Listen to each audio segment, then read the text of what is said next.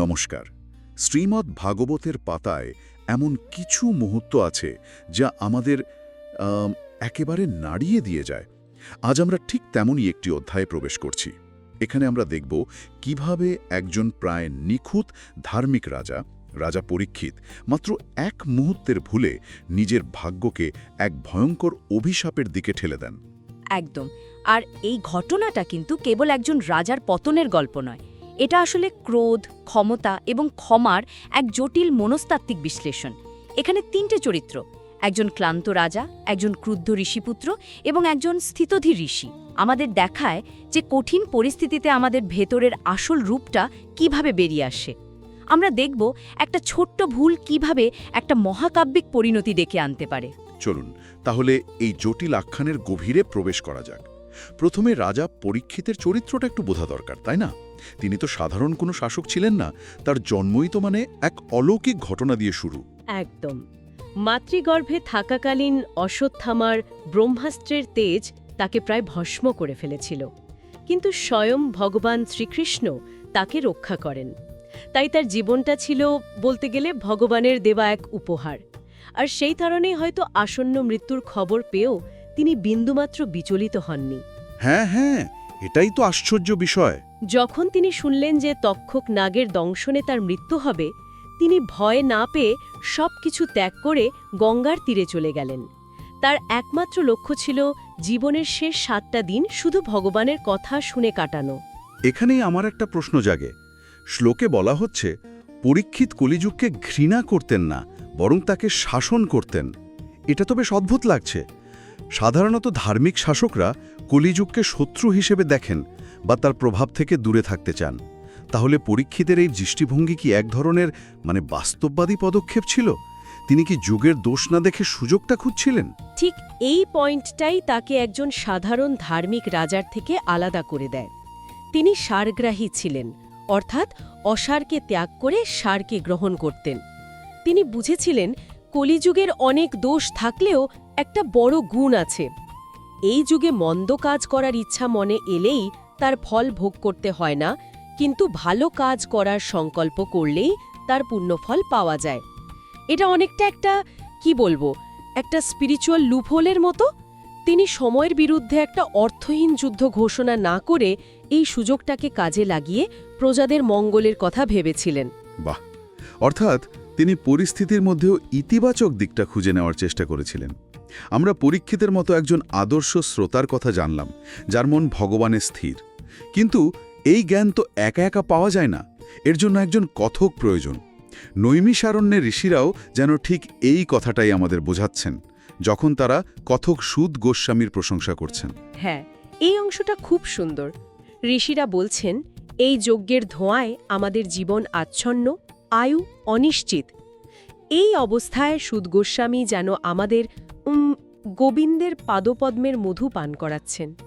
তাদের কাছে ভগবানের কথা শোনাটা কোনো সাধারণ বিনোদন নয়, এটা জীবনের একমাত্র সার বস্তু। ঠিক। তারা বলছেন, ভগবানের ভক্তের সঙ্গে এক মুহূর্তের সঙ্গ স্বর্গ বা মোক্ষের চেয়েও অনেক বেশি মূল্যবান। তাই তাদের জ্ঞান তৃষ্ণা কিছুতেই মিটছে না। আর ঋষিদের এত প্রশংসার উত্তরে সুদ গোস্বামীর প্রতিক্রিয়াটাও লক্ষণীয়। তিনি গর্বিত না হয়ে অত্যন্ত বিনয়ী হয়ে পড়ছেন। তিনি বলছেন, মহাত্মাদের সেবা করার ফলেই তার মতো বিলম্বজাত ব্যক্তিও আজ কথা বলার যোগ্যতা অর্জন করেছেন। যার যত জ্ঞান তিনি তত বিনয়ী। এই কথাটা যেন এখানে জীবন্ত হয়ে উঠেছে। তার বিনয়ের কারণ হল তিনি জানেন যে তিনি যা বলছেন তা তার নিজের কথা নয়, তিনি ভগবানের মহিমাই প্রকাশ করছেন। তাই তিনি বলছেন, স্বয়ং লক্ষ্মীদেবী যার চরণধূলি পাওয়ার জন্য তপস্যা করেন, যার নখের জল অর্থাৎ গঙ্গা এই জগৎকে পবিত্র করে, সেই ভগবান ছাড়া আর কেই বা এই নামের যোগ্য। তিনি নিজের সীমাবদ্ধতার কথা স্বীকার করে বলছেন, পাখিরা যেমন নিজের ক্ষমতা অনুযায়ী আকাশে ওড়ে, তিনিও তার জ্ঞান অনুযায়ী ভগবানের কথা বলছেন। এই গভীর নিষ্ঠা আর বিনয়ী তাকে কথা বলার অধিকার দিয়েছে। আচ্ছা, তাহলে আমরা একজন আদর্শ রাজা, আদর্শ শ্রোতা আর আদর্শ বক্তার ছবি পেলাম। কিন্তু এই অধ্যায়ের কেন্দ্রে রয়েছে এক মুহূর্তের ভুল, যা এই আদর্শ ছবিটাকে ভেঙে দেয়। চলুন বনের সেই কীর্তনমূলক মুহূর্তে ফিরে যাই, যখন ক্লান্তি আর তৃষ্ণা রাজার বিবেককে গ্রাস করেছিল। হ্যাঁ, রাজা পরীক্ষিত শিকার করতে করতে বনে ঘুরছিলেন। প্রচণ্ড ক্ষুধা আর তৃষ্ণায় তিনি কাতর। জলের সন্ধানে তিনি শমিক ঋষির আশ্রমে প্রবেশ করলেন। সেখানে দেখলেন ঋষি চোখ বন্ধ করে শান্তভাবে বসে আছেন। রাজা জল চাইলেন, কিন্তু কোনো উত্তর পেলেন না। কিন্তু একজন রাজা, যিনি ক্ষুধা তৃষ্ণায় কাতর, তার পক্ষে কি একজন ঋষির গভীর আধ্যাত্মিক অবস্থা বোঝা সম্ভব? তার দিক থেকে দেখলে এটা তো চূড়ান্ত উপেক্ষা। একজন রাজা অতিথি হিসাবে এসেছেন, অথচ তাকে কোনো অভ্যর্থনা জানানো হলো না। এটা তো একরকম অপমানই। ঠিক এখানেই ট্র্যাজেডিটা লুকিয়ে আছে। ঋষি তখন সাধারণ চেতনার স্তরে ছিলেন না। শ্লোকে বলা হচ্ছে তিনি ইন্দ্রিয়, প্রাণ, মন, বুদ্ধি সবকিছুকে সংযত করে তুরীয়ক অবস্থা বা ব্রহ্মে লীন হয়েছিলেন। তার কোনো বাহ্য জ্ঞান ছিল না। কিন্তু রাজা এই পরিস্থিতিকে ব্যক্তিগত অপমান হিসেবে নিলেন। তার মনে হলো ঋষি হয়তো ইচ্ছে করেই চোখ বন্ধ করে থাকার ভান করে তাকে অবজ্ঞা করছেন। আর সেই অপমানবোধ আর ক্রোধের বশেই তিনি এমন একটা কাজ করে বসলেন যা তার চরিত্রের সঙ্গে একেবারেই মেলে না। আশ্রম থেকে বেরিয়ে যাওয়ার সময় ধনুকের ডগা দিয়ে একটা মৃত সাপ তুলে তিনি ধ্যানমগ্ন ঋষির কাঁধে রেখে দিলেন। একজন ভগবত ভক্ত রাজার কাছ থেকে এমন আচরণ সত্যি ভাবা যায় না। এই ঘটনাটাই প্রমাণ করে যে শারীরিক কষ্ট আর মানসিক অপমানবোধ আমাদের বিচার বুদ্ধিকে কতটা দুর্বল করে দিতে পারে। পরীক্ষিতের মতো সংযমী রাজাও সেই মুহূর্তে নিজের আবেগের দাস হয়ে পড়েছিলেন। এই ঘটনার খবর পৌঁছল ঋষির ছেলে শৃঙ্গির কাছে। তিনি তখন অন্য বালকদের সঙ্গে খেলছিলেন। বাবার অপমানের কথা শুনে তিনি ক্রোধে জ্বলে উঠলেন। কিন্তু আমার প্রশ্ন হল, শৃঙ্গির এই ক্রোধটা কি শুধুই পিতৃভক্তির প্রকাশ, নাকি এর মধ্যে ক্ষমতার একটা ঔদ্ধত্য মিশে আছে? একজন ঋষিপুত্র, যার কাজই হলো ক্ষমা আর সংযম শেখা, সে এত সহজে এমন ভয়ঙ্কর অভিশাপ কিভাবে দিয়ে দিল? এখানে একটা গভীর আইরনি নেই কি? অবশ্যই আছে, আর এটাই এই চরিত্রের মূল দ্বন্দ্ব। শৃঙ্গির যুক্তিতে তিনি ধর্ম রক্ষা করছেন। তিনি তার বন্ধুদের বলছেন, ব্রাহ্মণরা ক্ষত্রিয়দের দ্বাররক্ষক নিযুক্ত করেছে, কিন্তু সেই রক্ষকই যদি প্রভুর ঘরে ঢুকে অপমান করে তাহলে তাকে শাস্তি দেওয়া উচিত। তার কাছে এটা ছিল ব্যবস্থার অবমাননা। তিনি বলছিলেন, কৃষ্ণ পৃথিবী ছেড়ে চলে যাওয়ার পর এই শাসকেরা উচ্ছৃঙ্খল হয়ে গেছে, আজ আমি এদের শাসন করব। তার কথায় একটা তীব্র অভিমান আর তেজ প্রকাশ পাচ্ছে। নিজেকেই যেন ধর্মের রক্ষক বলে মনে করছেন। হ্যাঁ, কিন্তু সমস্যাটা হলো তিনি ধর্ম রক্ষার জন্য যে পথটা বেছে নিলেন, অর্থাৎ আনকন্ট্রোলড রেজ বা নিয়ন্ত্রণহীন ক্রোধ, সেটা নিজেই অধর্ম। তিনি ব্যবস্থার রক্ষক হতে গিয়ে ব্যবস্থার মূল নীতি অর্থাৎ ক্ষমা ও সংযমকেই লঙ্ঘন করলেন। ঠিক। এরপর তিনি কৌশিকী নদীর জল হাতে নিয়ে অভিশাপ দিলেন যে আজ থেকে সপ্তম দিনে সর্পরাজ তক্ষক আমার পিতার অপমানকারীকে দংশন করবে। তারপর আশ্রমে ফিরে বাবার গলায় মৃত সাপ দেখে কান্নায় ভেঙে পড়লেন। তার ক্রোধের পাশাপাশি পিতার প্রতি গভীর ভালোবাসাও ছিল। এখানেই গল্পটা আমার কাছে সবচেয়ে আশ্চর্যজনক মনে হয়। ছেলের কান্নার শব্দে শমিক ঋষির ধ্যান ভাঙল। তিনি কাঁধ থেকে মৃত সাপটা ফেলে দিয়ে সবটা শুনলেন। কিন্তু তিনি নিজের অপমানের জন্য দুঃখিত হলেন না বা ছেলের সাহসের প্রশংসাও করলেন না, বরং নিজের ছেলেকে কঠোরভাবে তিরস্কার করলেন। তার অগ্রাধিকারের তালিকাটা ঠিক কী রকম? এখানেই আমরা একজন সত্যিকারের প্রাজ্ঞ মানুষের পরিচয় পাই। শমিক ঋষির কাছে ব্যক্তিগত মান অপমানের কোনো মূল্য ছিল না।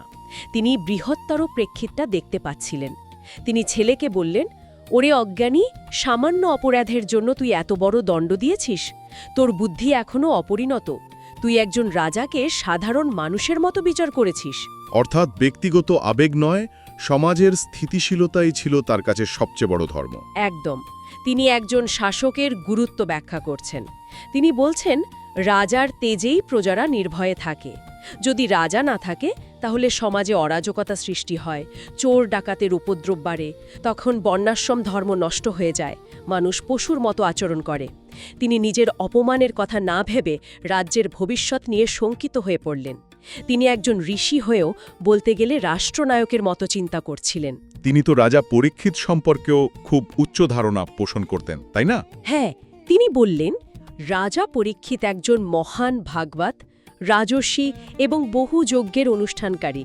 তিনি ক্ষুধা, তৃষ্ণা আর পরিশ্রমে ক্লান্ত ছিলেন, তাই হয়তোই ভুল করেছেন। এমন একজন মহান রাজা এই ভয়ঙ্কর অভিশাপের যোগ্য ছিলেন না। ভাবুন একবার, যিনি তাকে অপমান করলেন তার জন্যই তিনি সহমর্মিতা দেখাচ্ছেন। ঋষি নিজের ছেলের ভুলের জন্য ভগবানের কাছে ক্ষমা চাইলেন। আর সব শেষে তিনি যে কথাটা বললেন তা এই অধ্যায়ের সারমর্ম। তিনি বললেন, সাধুরা নিন্দা, প্রশংসা, মান বা অপমানে বিচলিত হন না, কারণ তারা জানেন যে আত্মা এই জাগতিক গুণের ঊর্ধ্বে। তিনি নিজের অপমানের কথা এক মুহূর্তের জন্য ভাবেননি। ঠিক তাই, তার কাছে রাজার ভুলটা ছিল ক্ষণিকের বিকার, কিন্তু তার ছেলের ভুলটা ছিল অপরিণত বুদ্ধির কারণে করা এক ভয়ঙ্কর পাপ, যার ফল ভোগ করতে হবে গোটা সমাজকে। তাহলে আজকের এই আলোচনা থেকে একটা বিষয় স্পষ্ট হল, একদিকে রাজা পরীক্ষিতের মতো মহান ভক্ত শারীরিক কষ্ট আর মুহূর্তের ক্রোধের বশে একটা মারাত্মক ভুল করে ফেলতে পারেন। অন্যদিকে শৃঙ্গীর মতো তেজস্বী ও শক্তিশালী বালকও অপরিণত বুদ্ধির কারণে এমন এক সিদ্ধান্ত নিতে পারে যা একটা রাজ্যের ভাগ্য বদলে দেয়। কিন্তু সবচেয়ে বড় শিক্ষাটা আমরা পেলাম শমিক ঋষির কাছ থেকে। তিনি আমাদের দেখালেন যে সত্যিকারের প্রজ্ঞা মানে শুধু চোখ বন্ধ করে ধ্যান করা নয়। প্রজ্ঞা মানে হল কঠিন পরিস্থিতিতেও ব্যক্তিগত অপমানের ঊর্ধ্বে উঠে বৃহত্তর কল্যাণকে দেখতে পাওয়া এবং ক্রোধের বদলে করুণা আর ক্ষমাকে বেছে নেওয়ার ক্ষমতা। এই আলোচনা শেষে একটা প্রশ্ন কিন্তু মনে থেকেই যায়। শৃঙ্গীর অভিশাপ আপাতদৃষ্টিতে একটা ভয়ঙ্কর, দুঃখজনক ঘটনা ছিল, কিন্তু এই অভিশাপ না পেলে রাজা পরীক্ষিত হয়তো তার জীবনের শেষ 7 দিন শ্রী সুখদেব গোস্বামীর কাছে সম্পূর্ণ শ্রীমদ্ ভাগবত শ্রবণ করার সুযোগ পেতেন না। আর সেই ভাগবত কথা আজ সমগ্র মানবজাতির মুক্তির পথ দেখাচ্ছে। তাহলে কি এই ভয়ঙ্কর ভুলটি আসলে এক বৃহত্তর দিব্য পরিকল্পনারই অংশ ছিল? এই ভাবনাটা আমাদের শ্রোতাদের জন্য রইল।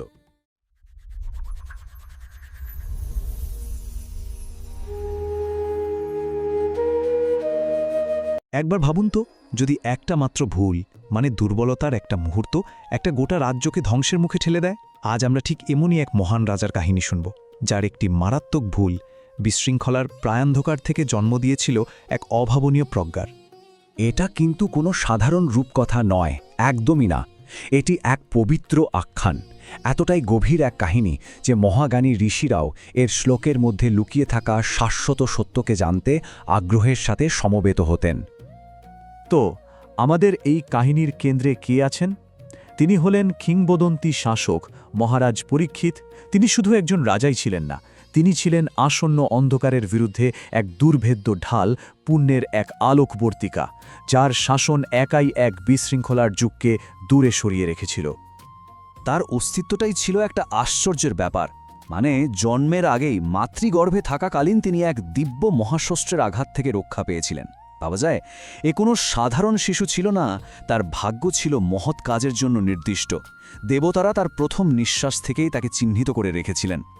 পরীক্ষিত তো শুধু একজন রাজা ছিলেন না, তিনি ছিলেন বিশ্বশৃঙ্খলার প্রায় মূল ভিত্তি। মানে যতদিন তিনি শাসন করেছেন ততদিন ওই যে বিশৃঙ্খলা আর বিবাদের যুগ, মানে কলিযুগ, সেটা শেকড়ি গাড়তে পারেনি। নৈতিক পতনের দ্বারপ্রান্তে দাঁড়িয়ে থাকা এক পৃথিবীতে তিনিই ছিলেন ধার্মিকতার একমাত্র রক্ষক। কিন্তু তার আসল শক্তিটা কোথায় ছিল জানেন? শুধু রাজকীয় আদেশে নয়, ছিল তার অটল ভক্তিতে। তিনি তার মনকে পরমেশ্বরের চরণে নিবদ্ধ রেখেছিলেন, এমন এক আধ্যাত্মিক আশ্রয় যা তাকে মৃত্যুর মুখোমুখি দাঁড়িয়েও নির্ভীক করে তুলেছিল। শক্তি, ন্যায় এবং ধার্মিকতা, এই তিনের সমন্বয়ে তিনি ছিলেন এক আদর্শ রাজার পূর্ণাঙ্গ প্রতিচ্ছবি। কিন্তু দেখুন, সবচেয়ে ধার্মিক মানুষও তো হোঁচট খেতে পারেন, তাই না? আর ঠিক এখান থেকেই গল্পটা একটা নাটকীয় মোড় নেয়। জঙ্গলে এক সাধারণ শিকার পরিণত হয় দুর্বলতার এক মুহূর্তে এমন এক কাজ যা এক বিধ্বংসী ঘটনার শৃঙ্খল শুরু করে দেবে। এখানেই আমরা দেখতে পাই কিভাবে একজন এত ধার্মিক রাজাও মানবিক দুর্বলতার শিকার হতে পারেন। একবার ভাবুন, দীর্ঘ শিকারের পর তিনি ক্লান্ত, তৃষ্ণার্থ, ক্ষুধার্ত। তার বিচারবুদ্ধি তখন কেমন মেঘাচ্ছন্ন হয়ে আছে। আশ্রমে ঢুকলেন, কিন্তু ধ্যানমগ্ন ঋষি সাড়া দিলেন না। আর ঠিক তখনই তার ভেতরে অহংকার আর ক্রোধের এক স্ফুলিঙ্গ জ্বলে উঠল। সেই দুর্বল মুহূর্তে তিনি এমন এক কাজ করে বসলেন যা তার চরিত্রের সঙ্গে একদমই বেমানান, এমন এক অসম্মানজনক কাজ যার জন্য তাকে শীঘ্রই অনুতপ্ত হতে হবে। রাজার এই কাজটা হয়তো ছোটই ছিল, কিন্তু এটা অলক্ষিত থাকেনি। আর এর প্রতিক্রিয়া ঋষির কাছ থেকে এলো না, এলো তার ছেলের কাছ থেকে। আর সেই প্রতিক্রিয়াটা ছিল ভীষণ দ্রুত, শক্তিশালী এবং একেবারেই প্রজ্ঞাহীন। বন্ধুদের সাথে খেলছিল ছেলেটা, ঠিক তখনই পিতার এই অপমানের খবরটা তার কানে পৌঁছালো। সে তো এমন কিছুর জন্য প্রস্তুত ছিল না। তার কিশোর মনের ক্রোধ যেন ফেটে পড়ল, একটা আবেগীয় ঝড় যা কিছুক্ষণের মধ্যেই জন্ম দেবে এক ভয়ঙ্কর অভিশাপের। পুত্রের মুখ থেকে যে কথাগুলো বেরোলো সেগুলো যেন ক্রোধের আগুনে জ্বলছিল। তার চোখে রাজার এই কাজটা কোনো সামান্য ভুল ছিল না, না, এটা ছিল সর্বোচ্চ স্তরের বিশ্বাসঘাতকতা, পবিত্র সামাহিক নীতির এক ক্ষমার অযোগ্য লঙ্ঘন। ঠিক যেন এক বিশ্বস্ত প্রহরী তার প্রভুর ওপরেই ঝাঁপিলে করেছে। এরপর যা ঘটল তা কিন্তু শুধু রাগের বহিঃপ্রকাশ ছিল না। বুঝতে হবে, এই জগতে মন্ত্রপুত শব্দের মধ্যে ভাগ্য নির্ধারণের একটা শক্তি থাকে। একবার মুখ থেকে বেরিয়ে গেলে সেই অভিশাপ এক অলঙ্ঘনীয় নিয়তিতে পরিণত হয়। মানে এটা বাস্তবের বুননে এক অবিচ্ছেদ্য সুতোর মতো গেঁথে যায়। আর ঠিক তখনই সেই ক্রুদ্ধ পুত্রের মুখ থেকে বেরিয়ে এলো সেই ভয়ঙ্কর সুনির্দিষ্ট অভিশাপ, যা রাজার ভাগ্যকে চিরতরে বেঁধে ফেলল। আজ থেকে 7 দিনের মাথায় এক সর্পশ্রেষ্ঠ এসে তাকে দংশন করবে, আর এভাবেই রাজার শাসনের এক মর্মান্তিক পরিসমাপ্তি ঘটবে। কিন্তু পুত্রের এই ক্রোধ তো গল্পের মাত্র অর্ধেকটা। এবার আমরা ঋষি শমিকের দিকে ফিরব। তার প্রতিক্রিয়া ছিল ছেলের ঠিক উল্টো, আর সেখানেই কিন্তু লুকিয়ে আছে এই কাহিনীর গভীরতম প্রজ্ঞা। দৃশ্যটা একবার কল্পনা করার চেষ্টা করুন। ঋষি গভীর ধ্যান থেকে জেগে উঠলেন, কাঁধের ওপর মৃত সাপ, কিন্তু সেদিকে তার ভ্রুক্ষেপ নেই। তিনি জেগে উঠলেন নিজের ছেলের কান্নার শব্দে। তার প্রথম চিন্তাটা নিজেকে নিয়ে ছিলই না, ছিল তার সন্তানকে নিয়ে। এই একটা মুহূর্তই তার প্রশান্তি আর করুণার গভীরতা বুঝিয়ে দেয়। এখানেই গল্পের মূল নির্যাসটা একদম স্পষ্ট হয়ে ওঠে। একদিকে দেখুন পুত্রের অপরিণত ক্রোধ, যেটা আবেগের দাবানলের মতো জ্বলে উঠেছে, আর অন্যদিকে পিতার গভীর প্রজ্ঞা আর অনুশোচনা। এই চরম বৈপরীত্যের মধ্যেই কিন্তু আসল শিক্ষাটা লুকিয়ে আছে। ছেলেকে সম্মান রক্ষার জন্য বাহাবা দেওয়া তো দূরের কথা, ঋষির প্রথম কথাগুলোই ছিল গভীর হতাশার এক আর্তনাদ। তিনি বিলাপ করে বললেন, হায়, কি ভয়ঙ্কর পাপ করেছিস তুই! এক সামান্য অপরাধের জন্য তুই এত গুরুতর, এত প্রলয়ঙ্করী শাস্তি দিয়ে দিলি। দেখুন, ঋষির প্রজ্ঞাটা কিন্তু ব্যক্তিগত অনুভূতির অনেক ঊর্ধ্বে ছিল। তিনি একটা মৌলিক সত্য বুঝতে পেরেছিলেন, রাজা, তার যতই ত্রুটি থাক, তিনি হলেন সমাজের সেই স্তম্ভ যা সব কিছুকে ধরে রাখে। তাই রাজাকে আক্রমণ করা মানে আসলে গোটা রাজ্যকে আক্রমণ করা। ঋষি তখন ব্যাখ্যা করলেন যে তার পুত্রের অভিশাপটা শুধু একজন মানুষের উপর আক্রমণ নয়, এটা গোটা বিশ্বের স্থিতিশীলতার উপর আঘাত। তিনি এক নেতাহীন রাজ্যের ভয়াল চিত্র তুলে ধরলেন, একটা এমন জগৎ যেখানে চোর ডাকাত অবাধে ঘুরে বেড়ায়, যেখানে শৃঙ্খলা বিশৃঙ্খলায় হারিয়ে যায় আর মানবতা নেমে আসে এক অরাজক অবস্থায়, পশুর চেয়েও অধম। ঋষির সিদ্ধান্ত ছিল একেবারে স্পষ্ট। তিনি বুঝতে পারছিলেন যে ক্লান্তি আর তৃষ্ণার কারণে রাজার যে ভুলটা হয়েছে তা ছিল এক সাধারণ মানবিক ত্রুটি, কিন্তু তার ছেলের যে অনিয়ন্ত্রিত ক্রোধ, সেখান থেকে জন্ম নেওয়া এই প্রতিক্রিয়া ছিল এক অনেক বড় পাপ, এমন এক লঙ্ঘন যার প্রভাব হবে মহাজাগতিক। আর এখানেই আমরা ক্ষমা আর দৃষ্টিভঙ্গির চূড়ান্ত শিক্ষাটা খুঁজে পাই। ভাবুন একবার, ঋষি তার ব্যক্তিগত অপমান, তার কাঁধের উপর থাকা ওই সাপটিকে পুরোপুরি উপেক্ষা করলেন। তার দুঃখটা নিজের জন্য ছিল না, ছিল তার পুত্রের দ্বারা জগতের যে বিশাল ক্ষতিটা হয়ে গেল তার জন্য, আর নিজের ছেলের আত্মার ওপর যে কলঙ্কটা লেগে গেল তার জন্য।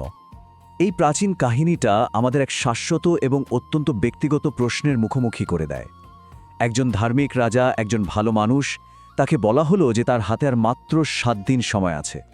নিজের জীবনের শেষ সপ্তাহটা নিয়ে একজন মানুষ কি করে, অনিবার্য পরিণতির জন্য কিভাবে নিজেকে প্রস্তুত করে? এই প্রশ্নটি মহাকাব্যের পরবর্তী আরও গভীর অধ্যায়ের মঞ্চ তৈরি করে। আর এটি এমন এক প্রশ্ন যার মুখোমুখি আজ হোক বা কাল আমাদের সকলকেই হতে হবে।